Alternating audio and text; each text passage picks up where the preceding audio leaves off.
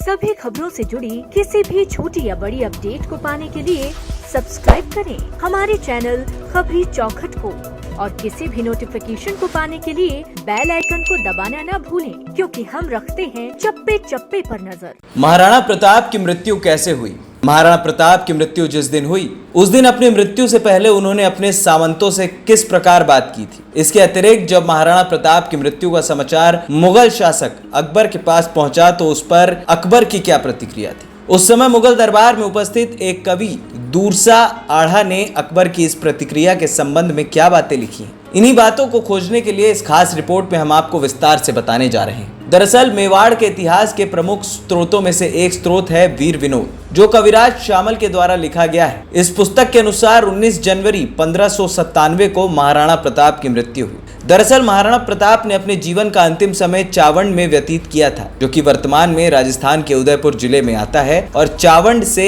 1 से 2 मील की दूरी पर एक गांव आता है बांडोली। इसी बांडोली गांव में नदी के किनारे महाराणा प्रताप अंतिम संस्कार उनका किया गया था एवं इसी स्थान पर एक स्मारक बनी हुई है जिसे महाराणा प्रताप की छतरी कहा जाता है। दरअसल 19 जनवरी 1597 को जब महाराणा प्रताप की मृत्यु हुई, उसी दिन अपनी मृत्यु से पहले महाराणा प्रताप ने अपने सामंतों से कुछ बातें की थी। एक स्रोत है उदयपुर राज्य का इतिहास, जो गौरी शंकर हीराचंद ओझा के द्वारा लिखा गया है। इसमें पृष्ठ क्रमांक 402 पर और अलग अलग प्रमुख स्रोतों को कोट करते हुए कुछ बातें लिखी हुई हैं। किताब में लिखा गया है कि महाराणा प्रताप अपनी मृत्यु के समय चावंड में थे। जिस दिन महाराणा प्रताप की मृत्यु हुई उस दिन वो बहुत दुखी थे और उनके चारों तरफ उनके सामंत बैठे हुए थे। वहीं सामंत जो कठिनाई के समय में भी महाराणा प्रताप के साथ थे और अब उनके अंतिम समय में भी महाराणा प्रताप के पास बैठे हुए थे। सभी सामंत महाराणा प्रताप को बहुत दुखी और पीड़ा में देख रहे थे। तो उन्हीं सामंतों में से सलूम्बर के भी एक सामंत थे। सलूम्बर वर्तमान में राजस्थान के उदयपुर जिले में ही आता है तथा यहाँ के शासक चुंडावत हुआ करते थे। तथा मेवाड़ के शासकों में से एक शासक थे महाराणा लाखा। इनके पुत्र थे चुंडा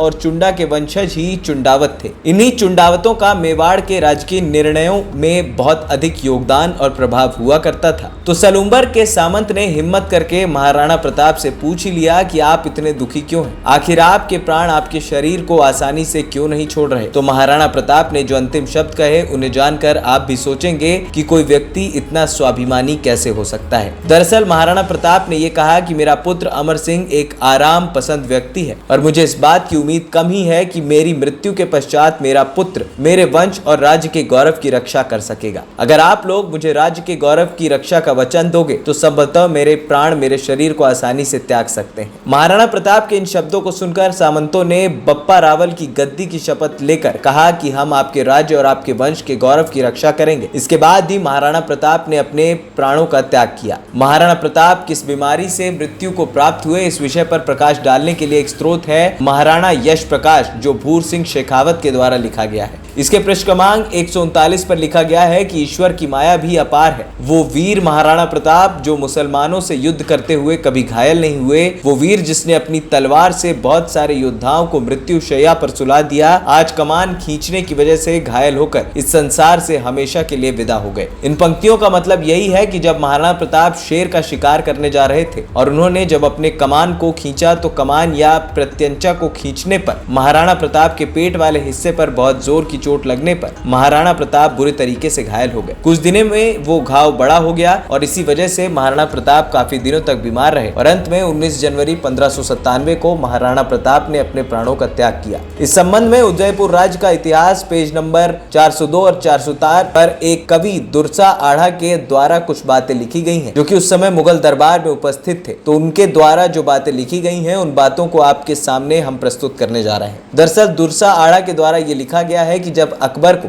महाराणा प्रताप की मृत्यु का समाचार मिला तो वो दुखी हुआ। अकबर की इस प्रतिक्रिया को देखकर मुगल दरबार में भी लोग बहुत आश्चर्यचकित थे। अकबर ने दांतों तले अपनी जीभ दबाई और लंबी सांस ली और निश्वास आंसू टपकाए। दांतों तले अपनी जीभ दबाई से मतलब ये है कि अकबर को बहुत आश्चर्य हुआ। व्यक्ति लंबी और गहरी सांस तब लेता है और वो तनाव में होता है या जब कोई ऐसी खबर सुनता है जो उसे पसंद नहीं होती है। तो अपने आप को रिलैक्स करने के लिए वो व्यक्ति लंबी सांस लेता है। अकबर को इस बात का हमेशा मलाल रहा कि जहां बड़े बड़े राजाओं और रियासतों ने मुगल शासक अकबर की अधीनता स्वीकार कर ली थी, किंतु इसके विपरीत महाराणा प्रताप ने कभी भी अकबर की अधीनता स्वीकार नहीं की, यानी कि अकबर के सामने महाराणा प्रताप ने कभी सिर नहीं झुकवाया।